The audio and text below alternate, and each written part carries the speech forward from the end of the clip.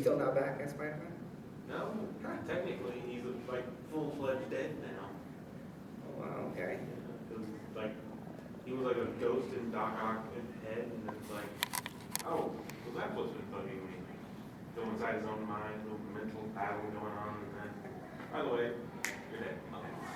Now now he doesn't have Peter's memories to go thinking about them, so it's like, how do I respond to them talking to me and not do that? So he's starting to slowly mess up.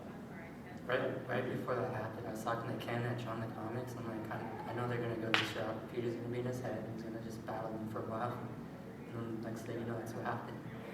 I was expecting that to happen in the Ultimate Universe too. Like, oh, this new Spider-Man, this kid being Spider-Man, totally gonna have Peter show up and be like a mentor thing, like the ghost, like, come down from Valhalla with that. Hey, how's it going? Peter Parker. Well, we got a clone training him. Speaking of clones. I'll The check that Ultimate out. Universe is weird. Oh, I'll pick that up and check it out. On the new Nova was pretty good too. Which one again?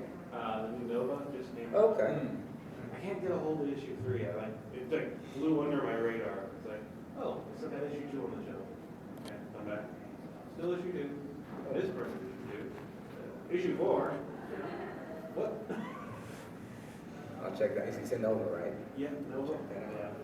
Guardians of the Galaxy, since it's got like sibling titles going on, made the same thing. They're like, okay, Cool. lots of crossover.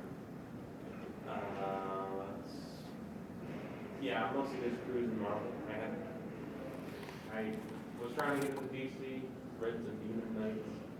Kind of finances came up, so I kind of lost track of that. I think the last issue on Demon Knights is like 14 or 13 on that one anyway. Yeah. Yeah, which I don't understand why DC is like stretching out all this 52 thing, and then all of a sudden, oh well, we don't like half the titles, so we're either going to change them or we're going to, you know. Like Static Shock was only 8 issues long. Yeah. It's like, well, what do you expect it to be popular when you drop all this plot and form? Like all this backstory that we don't see within the first 4 issues. We're like, what's this about a clone? Like you still have to read the original stuff, but when you read the universe, it's supposed to be you don't have to read this stuff. Usually. I think you have a rule, Chad, that no reboots. Yeah, I'm definitely going to say that. I'm going to ask a question of my fellow panelists, if that's all right, Mr. Moderator. Are you okay with that? What made you guys decide to do original characters instead of just sitting down in the vendor's alley drawing Spider-Man and Wolverine? Basically, you know, it's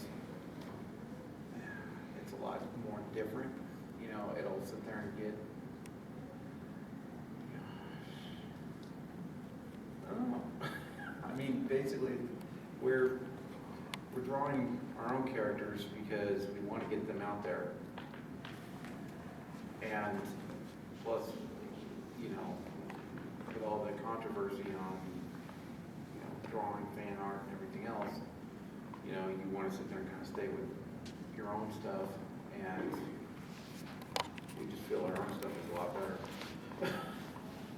I mean, we've got more originality in our characters, I think, than something that it just seems like Marvel and DC are just rehashing over the years. You know, it's the same stuff over and over again, and ours, I think we have just enough of a twist where it's just different. For myself, I love being challenged. Creatively, I want to produce something that someone hasn't produced yet, which is really hard. I love drawing the Marvel stuff, the DC stuff, because that in itself is a challenge for me. So many great artists already have drawn them. So for me to draw them and see if I can come out with something better, that's a push for me. So I mean, definitely, I'm still wanting to work for Marvel or DC, see if I can do that, because leaving your mark there, to me again, that's a huge challenge. So not everybody gets a chance to do that, but for creator-owned project, so many my wheels are always spinning in my head. I mean, I have so many stories I want to tell, so little time, so I have to choose one that I'm comfortable with. That's why I did Repo. I thought I can do that, make it fun. something somewhat different. I mean, you have your Batmans, your Daredevils, and so I want to do something, different story, different type of character. But just a challenge. For me, it's just challenging to come up with something better than everybody else. And if I can do that, cool. If not, I'll keep trying.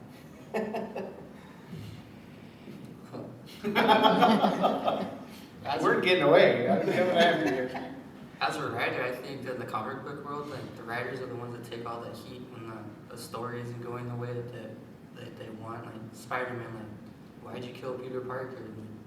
So they blame the writers for that, and I didn't really want to do that and like disrespect the original work type of thing. And so it's like a combination of respect, and then like at the same time I want to create a better character than everyone else. And that's when Shadow came up, and I'm like, well, he's got all this stuff, and he has a better story, so why not just go with him instead?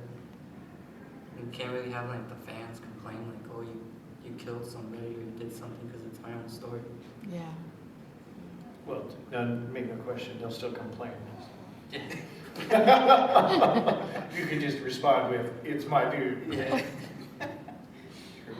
Yeah, so Marvel and DC put out tons of content each year, video, print.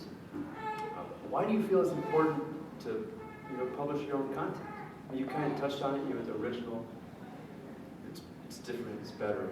But why is it important for other people also to kind of get involved and be touched by that work you're putting out? Well, it's kind of like, you as a person, just as a creator and artist, want to just kind of make your mark, and say, okay, this is something I've done, this is something that I want to leave for, other people to sit there and enjoy it. And I just, I guess that's what pushes me, each day to try and sit there and do what I do and finish my books and, get them out there and make everybody pretty much pleased with what we've done. I think also a lot of times, for an artist, like for myself, you have to be at the right time at the right place to get into like Marvel or DC or your question is, there's so much stuff out there, but we all have stories to tell. So a lot of times we can't get into those companies to tell our stories, so we have to use a different outlet. And luckily we can. We have the indie outlet to be able to tell our stories. And although the Marvel DC stuff is really cool, it's out there. But as a creator, as for myself, I want to tell a story. I want to, in pictures and words. So hopefully my stuff can be out there along with DC and the Marvel. It's not that I'm challenging anybody else. It's just challenging myself, but also having that outlet to tell your own stories. So even though the market is full of other stories, that's why I was saying I want to create my own and make it different and see if I can get out there and just get it out there. I think it's important to know that we have the freedom to create new characters. Like, you don't see Marvel and DC taking risks on new titles. And, like, they might do something, but they're tied to Spider-Man or they're tied to Batman. And there's not really that risk. They don't push a new title like we would. So when you have your own like little company like this, then you can create Shadow or Repo and say, hey, come read this story. And Marvel and DC wouldn't do that. They would still push Spider-Man or Wolverine and stuff like that. But they're more focused on the big titles. They have one title that's called Elena. She still has Spider-Man. She was not associated with Spider-Man. And then it's like, we'll have Spider-Man and have it be like, well, I heard someone has Spider-Power running around, so I thought they come check this out. Yeah. And then, like, after she finished, like, maybe 2 years of publishing, it's like, oh, she lost her powers. Let's train her to be Spider-Girl. And if that doesn't work out, then they just dump it. I think they did. I don't see a Spider-Girl comic on the shelves anymore. This was fun, too. So I have a question. I think you can answer it. With comic book publishing, there's creative and there's business. So what are some parts of that business It's the shirt, isn't it? It kind of screams business, doesn't it? It does, doesn't it? Okay. This shirt's got a little more business. He's got the jacket. He's Yeah, sporting. the jacket Uh-huh. says, I'm Pro. moderator. That's right. You know, the thing about a successful organization is that you really do need to balance the creation element with the business element. And one of the core things when we were putting Brickcade Media together was the ability to leverage all of the changes that have happened in technology over the last 10 years to really kind of sell the ideas that people are creating. So with as much flexibility as possible, you know, we're letting our people write what they want, create what they want. We're letting them take our ideas, you know, we're basically letting them take our hidden characters and reinvent them in completely new light. With the intent that, you know what, if they're compelling stories, we're going to go out there and we're going to sell them and they're going to stand on their own merits because they're compelling stories.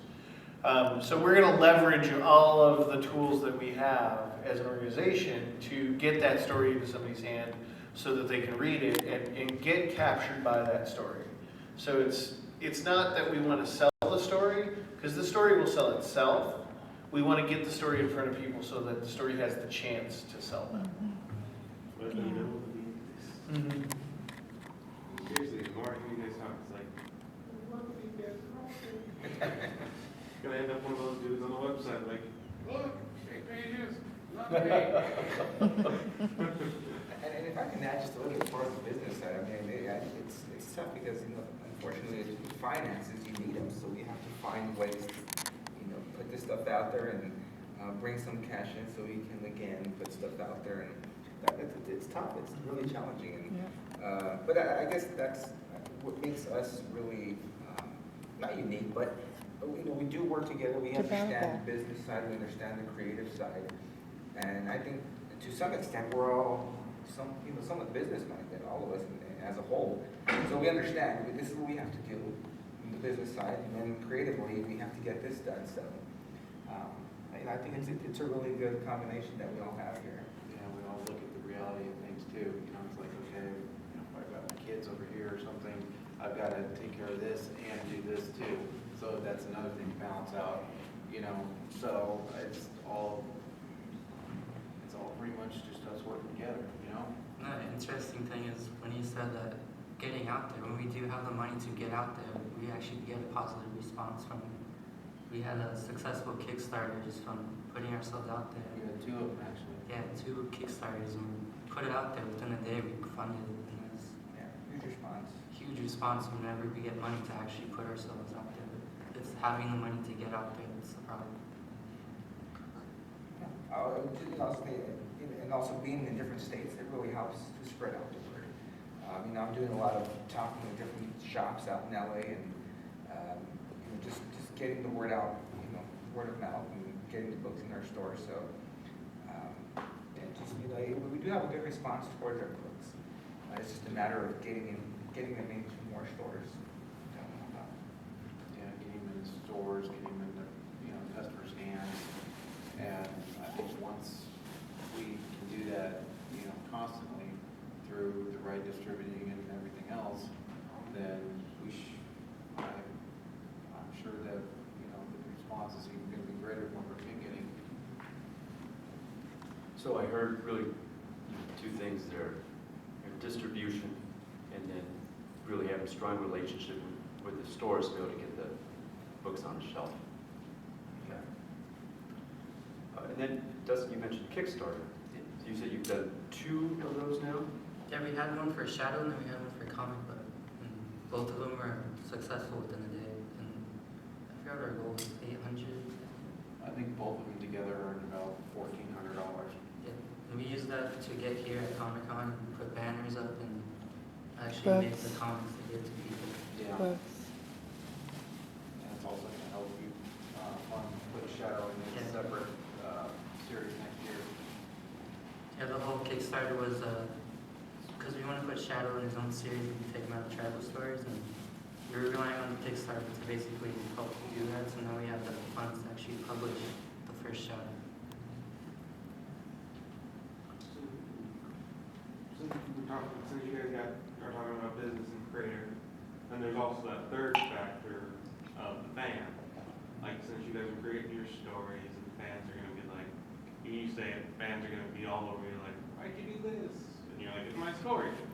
But there's also the whole thing about, well, I can't just say, screw fans, what, I wanna do this, and they're like, but we all love this character, or we all love this style. Like, I remember hearing, I don't know if it's true or not, that originally Gwen Stacy was supposed to live so that she could be with Peter, but everyone loved Mary Jane so much that he said, okay, fine, you can go with her. It's always tough. You know, we do want to hear what the fans think of our stories.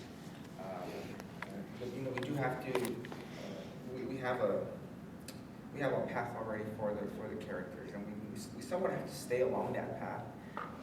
But you know, we also, if our fans say, hey, how about if your character does this or does that, we're always willing to listen and say, well, let's think ahead.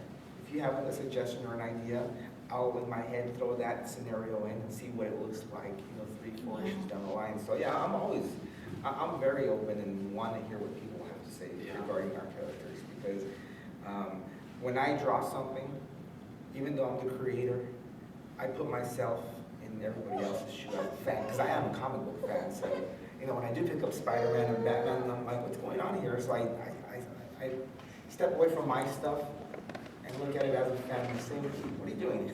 And I'll go back and change it again. And at the same time, there has to be a reason for it. Like, do you know the Gwen thing?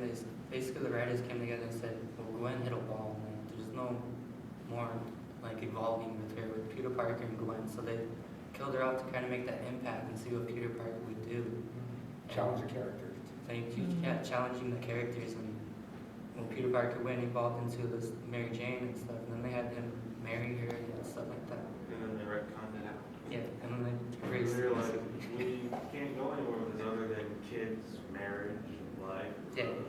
actual life problems of other sorts other than, I'm a superhero, I got a job, I gotta do both.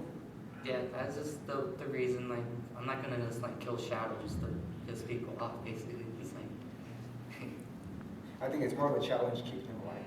yeah. It is. It's true, If you because just like, oh, he's gonna kill the side character. Yeah. because right now in the comic bug series, there's technically 2 bugs, and so we got to figure out what to do with one. So, because the first one, in like the first few issues, he ends up, you know, helping out another character and going over to another title. Actually, we had it for a crossover, and he was going to help him out in his title. That's why we came up with the other bug concept for it. So technically, there's, you know, 2 versions of the comic bug. And we've got that, I guess he's supposed to be returning in like issue 9, the end of that, the very, you know, Justin Faraday, which is the original comic bug. And he's, you know, pretty much off helping Oscar Frank, which is our hot dog man. Cool character. Yeah, we call him the Mighty Weenie. Still coming And, you know, Don't get me, look, it's a baby present. Or, no, baby's not ready. It just turned into Tribe After Dark panel. Where is the red cheese? We're wearing red tees. But, you know, How do you use digital publishing? mostly right now, we're going through that graphically.com, which is connected through Facebook. And we do have about 24 books on there, and at least about 4 or 5 of them that are free downloads for just to kind of get, you know, people noticed and, or I should say noticed. To pretty much get the fans out there a chance to, you know, read our titles, tell us what they think, and if they like them, go ahead and continue on. Because the comic bug right now has, first one's free, and then all the way down to issue 7 is on Graphically. And our Tribal Stories, the first one of that is free, and then issue 2 through 8 on there is pretty much, you know, for sale. So, like I said, we've got 24 books on there, and probably about 4 or 5 titles. And we even have our own free comic book from Free Comic Book Day on there that where you can download. And that's pretty much a character that was in Tropical Stories named Mark. And we're going to try and basically kind of change that character a little bit. So we're introducing a new Mark, because Mark is pretty much like our space cop, you know, Green Lantern type. Actually, it's more Quasar meets Green Lantern meets Captain Marvel type. And so, But you said no reboots. well, there's no reboots, but you'll have to read the story, basically. And like I said, it's free on graphically.com, and pretty much we've got like 400 downloads on Tribal #1. So that's where the first appearance of Mark. If you know you're interested in reading that one. And digital downloads gives us the opportunity to put stories, our books into their hands. You know, where if you go into your store and it's not there, go online. If you want a free preview, and in that, you know, you can pick up a couple of free books to get introduced to the stories. So that in itself is cool, because you know, a lot of times there's so many books out there, people don't know where to pick up. So we can direct them in the easy way of just checking it out digitally and for free. So check it out if you have some time. Photographically and pick up some of our books and see what you think. But it's awesome. Digital has changed everything. You guys do crossover. I like to We do crossovers. Basically, we get the two creators together and kind of figure out, you know, our very first one is pretty much Comic Bug and Hot Dog Man. And it's like you get the first issue of Comic Bug, and then you read the preview of Hot Dog Man, which kind of tells you why he's in #2. So, you know, it kind of jumps a little bit, but once you sit there and get all the issues together, then the story will flow. My character, Repo, right now is dealing with the underworld lords that also deal with the comic book. So, yeah, I mean, we're trying to connect everything in one way or another. Yeah. I think these stories in The whole tribe, you know, universe will eventually connect one way or the other. I mean, basically, we're not just going to keep, oh, this guy over here in this universe and this one over here in that one. We've got at least a couple different universes, because we've got the ones where Comic Bug, Repo, and Hot Dog Man and stuff, you know, characters like that. And then we've got one for our microbe universe we're making, and some guys that go between that universe and the normal one are DRK, which are just a company, arms dealer, you know, they kind of basically deal in anything and everything. And the microbe character basically deals with them, and not only does he kind of go into his own little universe, it's more like an astral projection than, or, you know, time and physics, than the just shrinking down into micro size. You know, Jim Miller basically is writing it, and what Bob mentioned, he pretty much is just, you know, taking his time with it, but he's going to sit there and complete issue 1, hopefully by the end of this year. He's doing all his other stuff with, what is it, Apocalyptic Girls now or something like that. And so he's real busy doing all his other titles, you know. So hopefully he can get that done. And then the other universe would be with our Shadow and even our Armadillo Brothers. And those guys are pretty much security team for a planet that's, you know, their city is in a ground zero city, so it's all radiated. And run by corporates. And with their corporates running the show, they needed to have the biggest gun, so that's when they created their armadillos with armadillo DNA, human, and a little bit of alien to give them each their special power. And there's about 26 of them. So I was looking forward to that.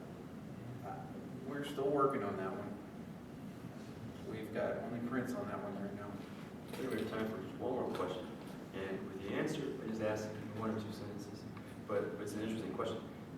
What do you think is the future of indie comic book publishing? Where are we going? I think it's going to be probably a little bit downloads and digital, because I don't believe that's gone all the way yet. At least I hope not. But I think it's still gonna stay, the printed, but they're gonna try and do a little bit of both.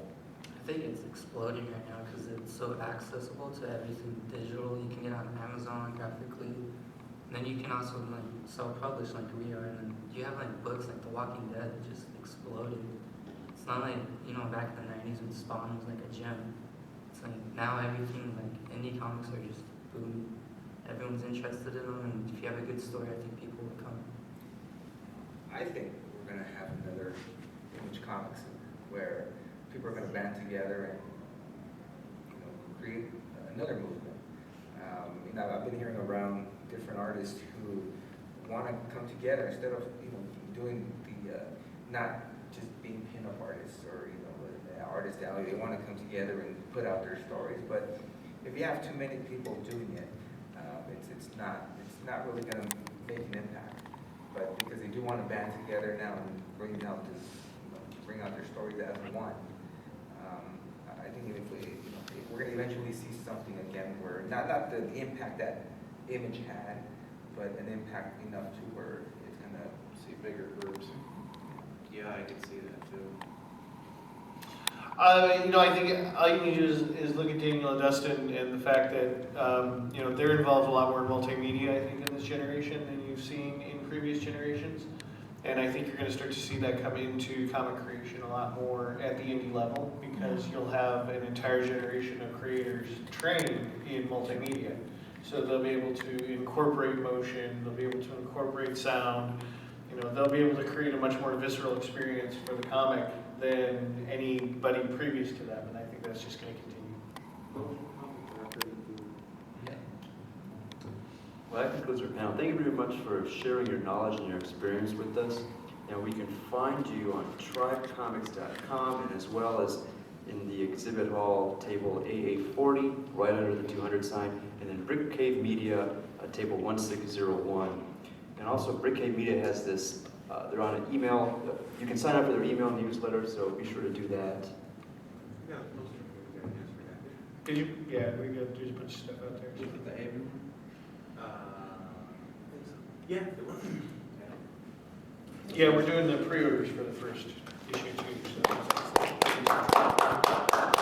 And don't forget to stop by our table for free sketch. Go to the table for free stuff.